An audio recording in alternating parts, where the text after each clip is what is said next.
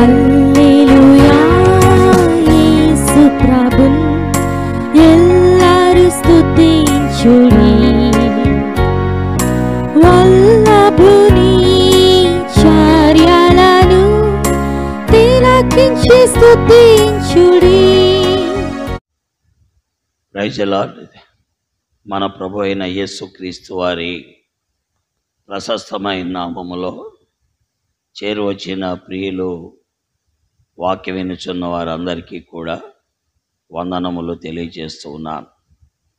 దేవుడు మిమ్మల్ని అందరినీ క్షేమంగా ఉంచినందుకు ప్రభుని స్తోత్రిస్తున్నా. దేవుని వాక్యము మార్క్స్ వార్త 16వ అధ్యాయము 16వ వచనం.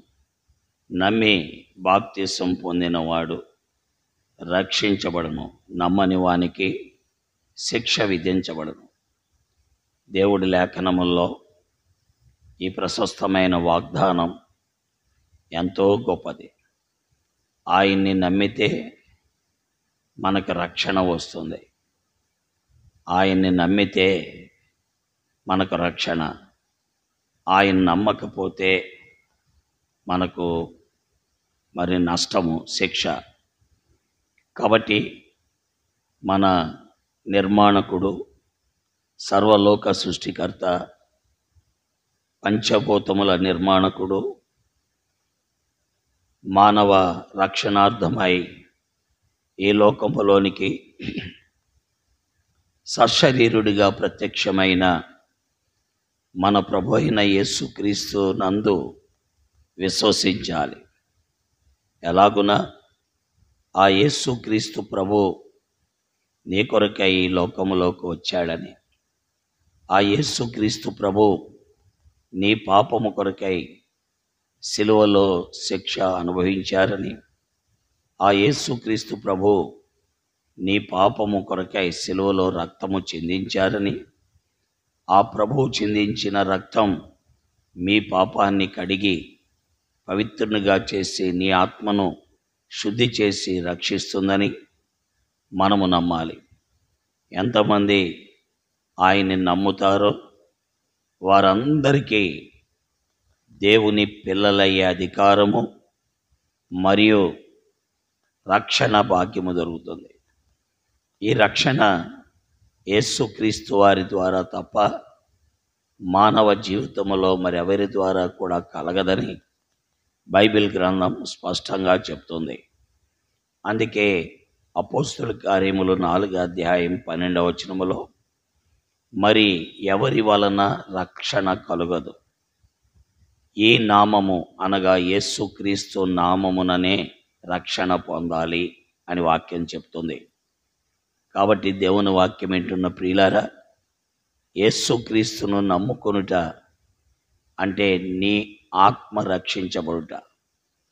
ఆయన్ని నమ్మి బాప్తిస్మము కూడా తీసుకోవాలి.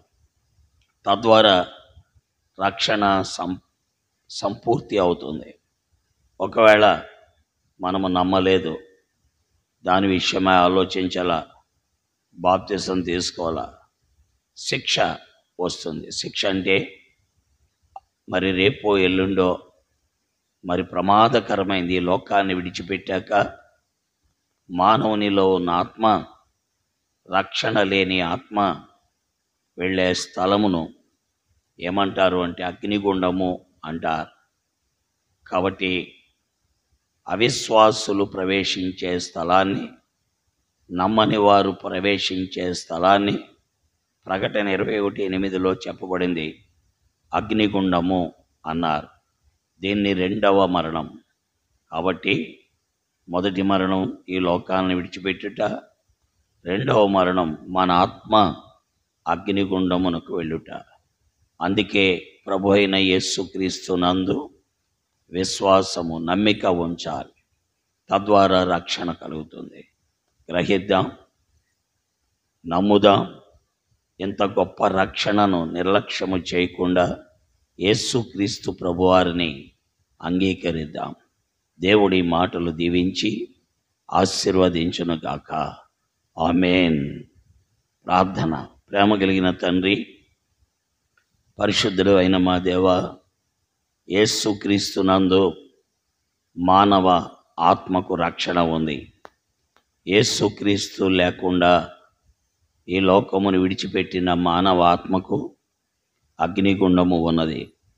కాబట్టి వాక్యం వింటున్న ప్రజలు యేసుక్రీస్తును గురించి ఆలోచించి ఇది మతము కాదని, మానవ ఆత్మకు రక్షణ కలుగు చేసే మార్గమని నమ్ముటకు సహాయము చేయమని యేసుక్రీస్తు వారి దివ్య నామములో ప్రార్థిస్తున్నాం తండ్రి. ఆమేన్. ప్రైజ్ ది లార్డ్ అండి. దేవుడు మిమ్మల్ని దీవించుగాక. చంద్రులారా ఇలా దేవుని స్తుతించుడి, హృదయమును వెలిగించిన యేసుని స్తుతించుడి. అగ్నివారా గండ్లారా మీరు కర్తను స్తుతించుడి, హృదయ